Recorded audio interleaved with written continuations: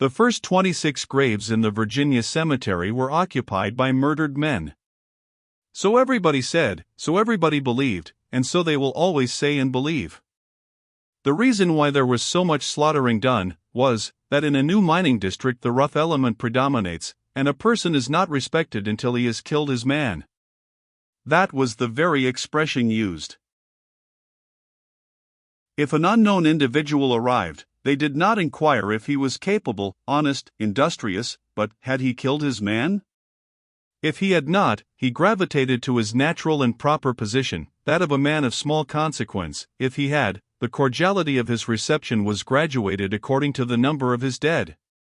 It was tedious work struggling up to a position of influence with bloodless hands, but when a man came with the blood of half a dozen men on his soul, his worth was recognized at once and his acquaintance sought. In Nevada, for a time, the lawyer, the editor, the banker, the chief desperado, the chief gambler, and the saloon keeper occupied the same level in society, and it was the highest. The cheapest and easiest way to become an influential man and be looked up to by the community at large was to stand behind a bar, wear a cluster diamond pin, and sell whiskey. I am not sure but that the saloon keeper held a shade higher rank than any other member of society. His opinion had weight. It was his privilege to say how the elections should go. No great movement could succeed without the countenance and direction of the saloon keepers. It was a high favor when the chief saloon keeper consented to serve in the legislature or the board of aldermen. Youthful ambition hardly aspired so much to the honors of the law, or the army and navy as to the dignity of proprietorship in a saloon. To be a saloon keeper and kill a man was to be illustrious. Hence the reader will not be surprised to learn that more than one man was killed in Nevada under hardly the pretext of provocation, so impatient was the slayer to achieve reputation and throw off the galling sense of being held in indifferent repute by his associates. I knew 2 youths who tried to kill their men for no other reason, and got killed themselves for their pains. There goes the man that killed Bill Adams was higher praise and a sweeter sound in the ears of this sort of people than any other speech that admiring lips could utter.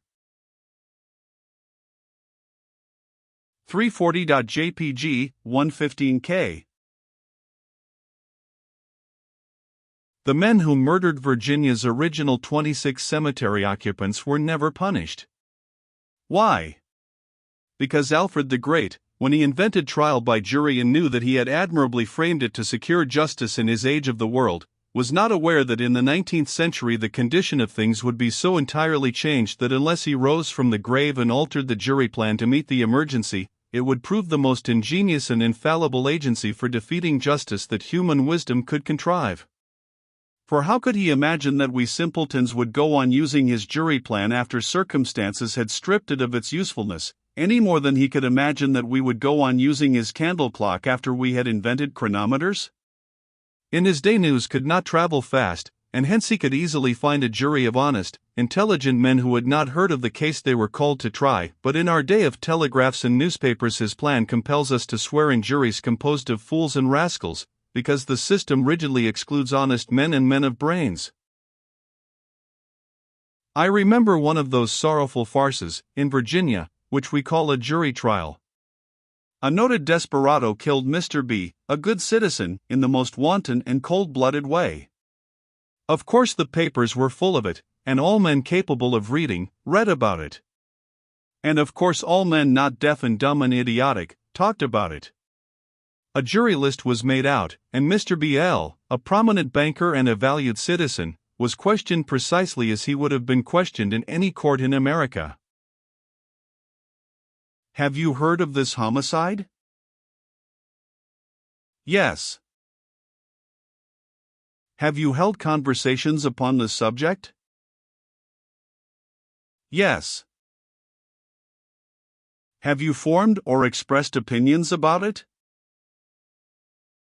Yes. Have you read the newspaper accounts of it? Yes.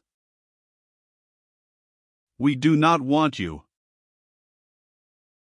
A minister, intelligent, esteemed, and greatly respected, a merchant of high character and known probity, a mining superintendent of intelligence and unblemished reputation, a quartz mill owner of excellent standing, were all questioned in the same way, and all set aside.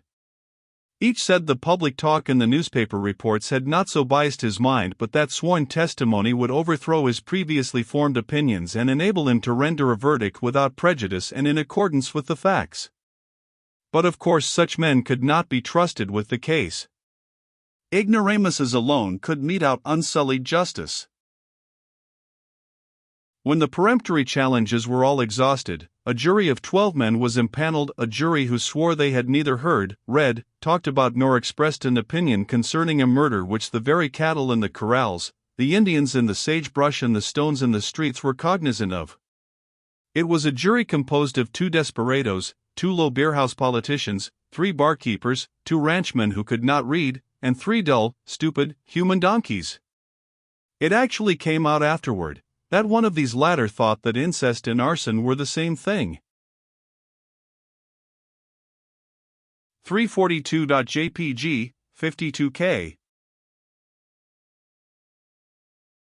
The verdict rendered by this jury was, not guilty. What else could one expect? The jury system puts a ban upon intelligence and honesty, and a premium upon ignorance, stupidity, and perjury. It is a shame that we must continue to use a worthless system because it was good 1,000 years ago. In this age, when a gentleman of high social standing, intelligence, and probity swears that testimony given under solemn oath will outweigh, with him, street talk and newspaper reports based upon mere hearsay, he is worth 100 jurymen who will swear to their own ignorance and stupidity, and justice would be far safer in his hands than in theirs. Why could not the jury law be so altered as to give men of brains and honesty an equal chance with fools and miscreants? Is it right to show the present favoritism to one class of men and inflict a disability on another, in a land whose boast is that all its citizens are free and equal? I am a candidate for the legislature. I desire to tamper with the jury law. I wish to so alter it as to put a premium on intelligence and character, and close the jury box against idiots, blacklegs, and people who do not read newspapers. But no doubt I shall be defeated. Every effort I make to save the country misses fire. My idea, when I began this chapter, was to say something about desperadoism in the flush times of Nevada. To attempt a portrayal of that era and that land, and leave out the blood and carnage, would be like portraying Mormondom and leaving out polygamy.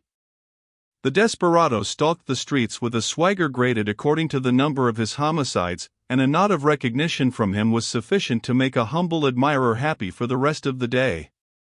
The deference that was paid to a desperado of wide reputation, and who kept his private graveyard, as the phrase went, was marked and cheerfully accorded.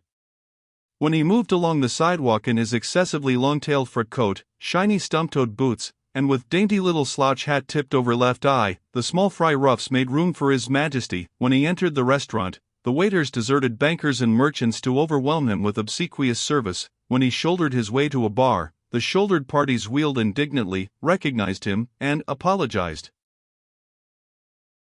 They got a look in return that froze their marrow, and by that time a curled and breast-pinned barkeeper was beaming over the counter, proud of the established acquaintanceship that permitted such a familiar form of speech as, "How are ye, Billy, old fel? Glad to see you. What'll you take, the old thing?" The old thing meant his customary drink, of course. 344.jpg, 47K. The best-known names in the territory of Nevada were those belonging to these long-tailed heroes of the revolver. Orators, governors, capitalists, and leaders of the legislature enjoyed a degree of fame, but it seemed local and meager when contrasted with the fame of such men as Sam Brown, Jack Williams, Billy Mulligan, Farmer Pease, Sugarfoot Mike, Pockmarked Jake, El Dorado Johnny, Jack McNabb, Joe McGee, Jack Harris, Six-Fingered Pete, etc., etc. There was a long list of them. They were brave, reckless men, and traveled with their lives in their hands. To give them their due, they did their killing principally among themselves, and seldom molested peaceable citizens, for they considered it small credit to add to their trophies so cheap a bauble as the death of a man who was not on the shoot, as they phrased it. They killed each other on slight provocation, and hoped and expected to be killed themselves, for they held it almost shame to die otherwise than with their boots on, as they expressed it. I remember an instance of a desperado's contempt for such small game as a private citizen's life. I was taking a late supper in a restaurant one night, with 2 reporters and a little printer named Brown, for instance, any name will do. Presently a stranger with a long-tailed coat on came in, and not noticing Brown's hat, which was lying in a chair, sat down on it. Little Brown sprang up and became abusive in a moment. The stranger smiled, smoothed out the hat, and offered it to Brown with profuse apologies couched in caustic sarcasm, and begged Brown not to destroy him. Brown threw off his coat and challenged the man to fight, abused him, threatened him, impeached his courage, and urged and even implored him to fight, and in the meantime the smiling stranger placed himself under our protection in mock distress. But presently he assumed a serious tone, and said, "Very well, gentlemen, if we must fight, we must, I suppose. But don't rush into danger and then say I gave you no warning. I am more than a match for all of you when I get started. I will give you proofs, and then if my friend here still insists, I will try to accommodate him." The table we were sitting at was about 5 feet long, and unusually cumbersome and heavy. He asked us to put our hands on the dishes and hold them in their places a moment. One of them was a large oval dish with a portly roast on it. Then he sat down, tilted up one end of the table, set 2 of the legs on his knees, took the end of the table between his teeth, took his hands away, and pulled down with his teeth till the table came up to a level position, dishes and all. He said he could lift a keg of nails with his teeth. He picked up a common glass tumbler and bit a semicircle out of it. Then he opened his bosom and showed us a network of knife and bullet scars, showed us more on his arms and face, and said he believed he had bullets enough in his body to make a pig of lead. He was armed to the teeth. He closed with the remark that he was Mr. of Caribou, a celebrated name whereat we shook in our shoes. I would publish the name, but for the suspicion that he might come and carve me.